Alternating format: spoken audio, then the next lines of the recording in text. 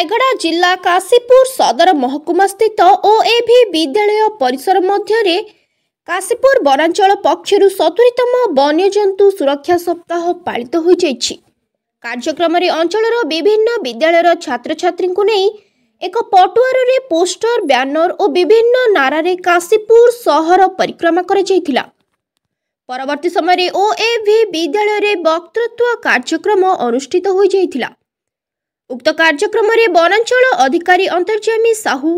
ओएभी विद्यालय उपाध्यक्ष मनोरंजन धल और जयंत बुडेक मंचसीन रहितबा बेले वक्तृत्वर विषय वस्तु थिला वन्य जंतुकर सांप्रतिक स्थिति पुणी भविष्यत रे एमानंक सुरक्षा को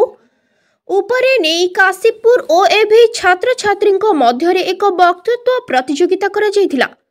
पुणी कृतित्व छात्र छात्री को उपस्थित अतिथि मानक द्वारा पुरस्कृत करा जायथिला। उक्त कार्यक्रम को ओएभी विद्यालय अन्य शिक्षक शिक्षयित्री समेत वनांचल कार्यालय मध्यरु बलराम काट्राक फॉरेस्टर मांडीबीसी दीनबंधु सबर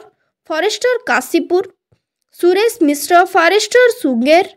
और फॉरेस्ट गार्ड और अन्य समस्त कर्मचारी उपस्थित थिले। रायगड़ू आशुतोष कुमार पट्टनायक रिपोर्ट संघर्ष टीवी।